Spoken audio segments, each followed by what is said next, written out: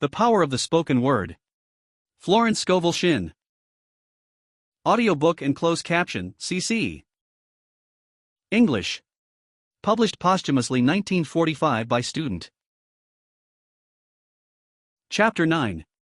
Victory and Fulfillment.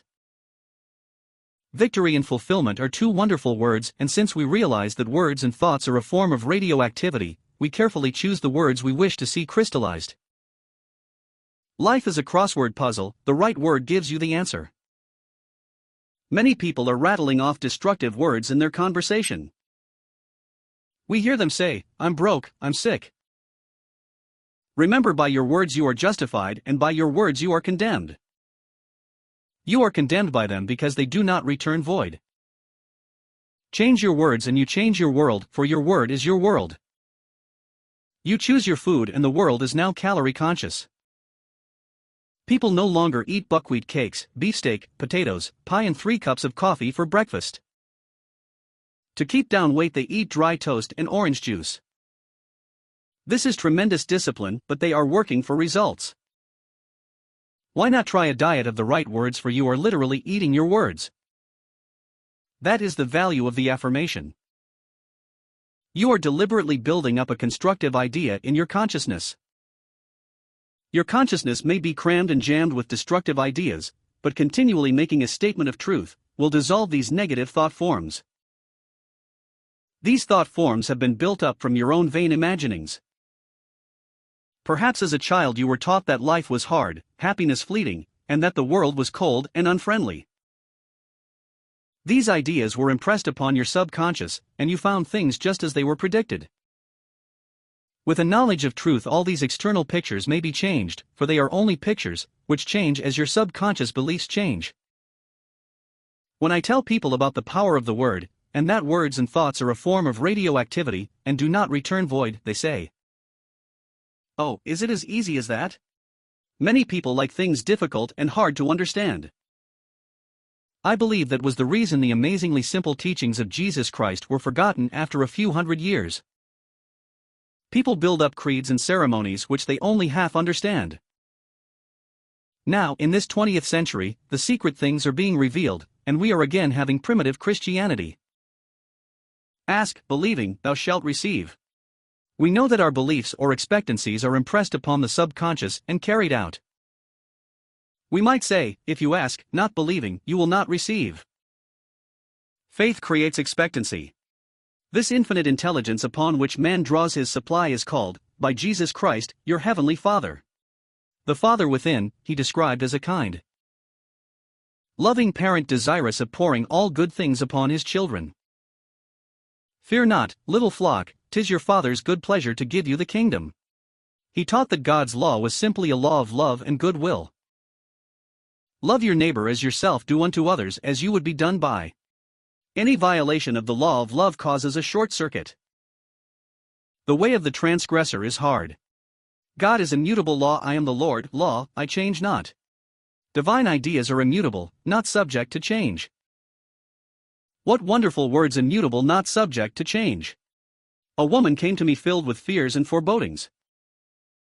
She said for years she had been pursued by the fear that even if she should receive the desire of her heart, something would happen to spoil it. I gave her the statement, the divine plan of your life is a perfect idea in divine mind, incorruptible and indestructible, and cannot be spoiled in any way. A great load was lifted from her consciousness. For the first time in years she had a feeling of joy and freedom.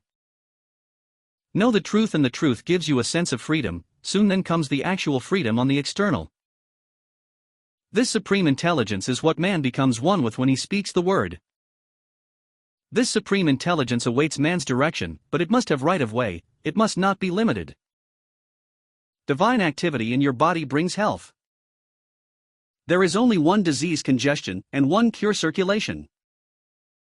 Congestion and stagnation are the same thing. People say they have got into a rut. A new idea will take them out of a rut. We must get out of the rut of negative thinking.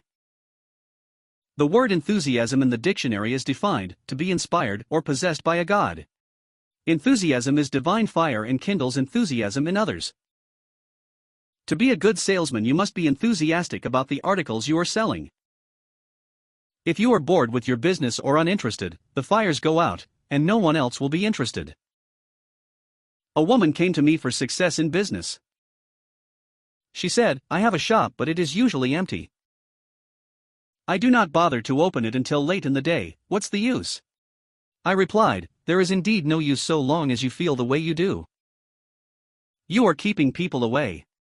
Become enthusiastic over what you have to sell. Be enthusiastic about yourself. Be enthusiastic about the God power within you, and get up early to open your shop and be ready for the big crowd." By this time she was all wound up with divine expectancy.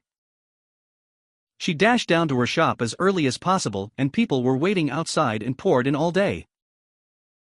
People often say to me, "Treat my business." I say, "No, I will treat you. For you are your business. Your quality of thought penetrates every article for sale, and all the conditions connected with it." Jesus Christ was divinely enthusiastic about the message he had to bring to the Father within each man. He was enthusiastic about faith. He told the people that whatsoever they ask in his name would be given them. It was a message of asking and receiving. He told them just how to comply with spiritual law. Ask, believing, thou shalt receive. When ye pray, believe ye have it. Why are ye fearful, O ye of little faith? After 2,000 years his divine fire is rekindled in the consciousness of all truth students. We are having a Christian renaissance, a new birth, a revival of Christianity. He taught a universal principle, without creed or ceremony. We see members of all religions, denominations, coming into this truth movement. It does not take them away from their churches. In fact, many clergymen are now teaching what the metaphysicians are teaching, for Jesus Christ is the greatest of all metaphysicians, because he proved his principles and brought miracles to pass. He sent forth his disciples to preach the gospel and heal the sick. For about 300 years his message survived, then his divine fire was lost, and the words, "Be thou healed," were no longer spoken. Creed and ceremony took their place. Now we see people flocking to these truth centers to be healed, blessed and prospered. They have learned to pray aright, and have understanding faith. A woman told me of an answered prayer. Her son wrote her that he was going to Southern California on a business trip in his car. She read in the morning paper of a flood, and she immediately spoke the word for divine protection. She had a great feeling of security, she knew he would be protected. She soon heard from him, saying some business had interfered with his leaving, so he was detained. If he had left when he had expected, he would have been in the flood district. We become divinely enthusiastic about our answered prayers, which we call demonstrations, for it means that we have demonstrated the truth, and have been set free from some limitation. The 24th Psalm is one of the most enthusiastic of the many psalms of praise and thanksgiving. Lift up your heads, O ye gates, and be ye lifted up, ye everlasting doors, and the King of glory shall come in. Who is this King of glory? The Lord strong and mighty, the Lord mighty in battle. The gates and doors symbolize man's consciousness. As you are lifted up in consciousness, you contact the superconscious, the God within, and the King of glory comes in. This King of glory lifts your burdens and fights your battles, solves your problems. The average person has a difficult time letting the King of glory come in. Doubt, fear and apprehension keep the doors and gates locked against your good. A student told me of a situation which she attracted by negative thinking. She had been invited to a gathering of old and valued friends. It was of the utmost importance for her to be there. She was so anxious to go, she said to herself repeatedly, "Oh, I hope nothing happens to interfere." The day of the reception arrived and she awoke with a terrific headache. At one time she had been subject to these headaches, going to bed for several days, but she had not had one for many years. Her doubts and fears had attracted this disappointment. She called me up and said, "Will you please speak the word that I will be well by evening to go to the reception?" I replied, "Why, of course, nothing can interfere with God's perfect plan." So I spoke the word. Later, she told me of her miracle. She said in spite of the way she felt, she prepared to go. She cleaned her jewelry, got her dress ready to wear, and attended to every detail, though she felt scarcely able to move. Very late in the afternoon, she said she had a peculiar sensation as of a fog lifting in her consciousness, and she was perfectly well. She went to the reception and had a wonderful time. I believe that the healing might have come more quickly had she not said, "I want to be well by tonight." We are continually limiting ourselves by our words. So not until night was she perfectly well. By your word you are justified, and by your word you are condemned. I knew a man who was the center of attraction wherever he went, because he was always enthusiastic about something. Whether it was about shoes, clothes, or a haircut, he enthused others into buying the same things. He did not gain anything material by it, he was just naturally enthusiastic. Someone has said, if you want to be interesting to others, be interested in something. An interested person is an enthusiastic person. We often hear people say, "Do tell me what you're interested in."